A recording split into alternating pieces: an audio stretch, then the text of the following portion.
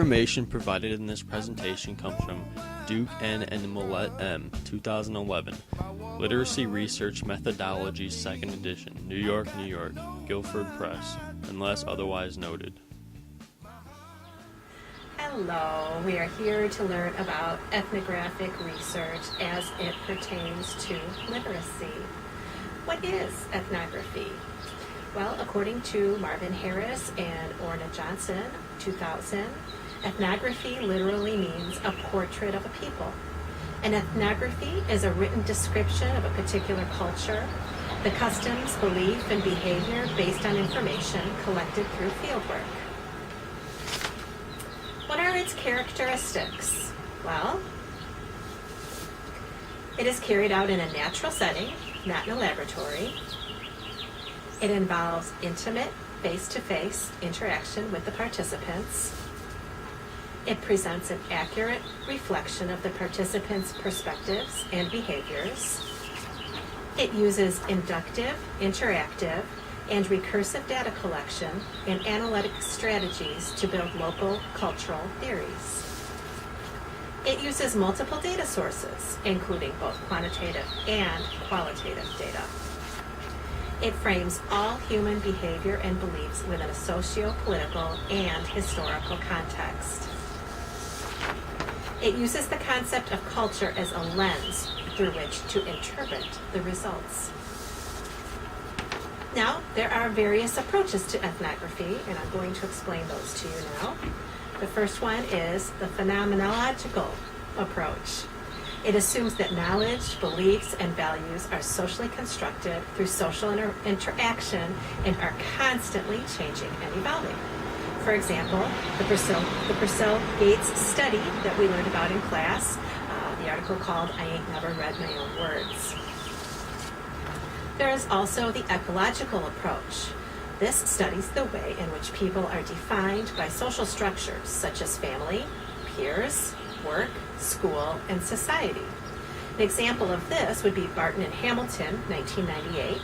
They documented how literacy practices shape social factors such as role, domain, institution, and power relationships. Yet another approach is the critical approach, and this is where the researcher views the world through a lens of inequity, oppression, and marginalization resulting from unequal power relationships. An example of this would be Ellen Cushman's 1998 study of the ways in which inner-city women use literate strategies to empower themselves within an oppressive system. We have another approach called the network approach. This is literacy as influenced within social networks and cultural domains. For example, Deborah Brandt's Literacy in Our American Lives from 2001 documents how families pass on literacy to their children within times of social and technological change. Now, if you're reading and doing some research and you're looking at an ethnographic study, some of the characteristics of a high-quality study that you're going to want to look for are, number one, does it provide a brief description of the larger focus from which it came? Number two, does it provide enough detail from the larger study in order that you can understand the situation as the reader? And number three, does it describe how the authors came to select this particular focus for the article? And of course, number four, you're always going to want to check for triangulation of data. What are some of the affordances of ethnographical research? And that's not an easy thing to say. Ethnographic research is for those who are wondering, seeking, and curious about an aspect of literacy as it occurs in a socio-cultural context. Another benefit is that it could evolve into new inquiries.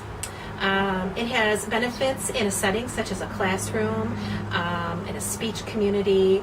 The primary advantage of ethnography is its observational technique that allows the researcher to record the behavior as it occurs. Furthermore, it will uncover and thoroughly describe a phenomena in a community.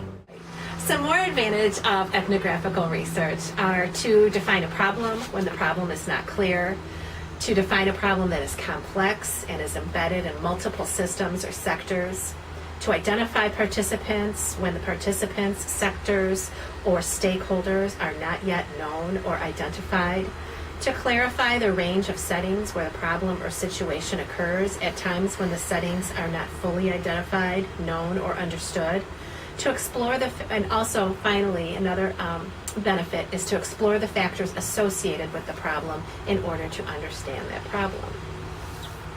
Now finally, let's talk a little bit about some of the limitations to ethnographical research.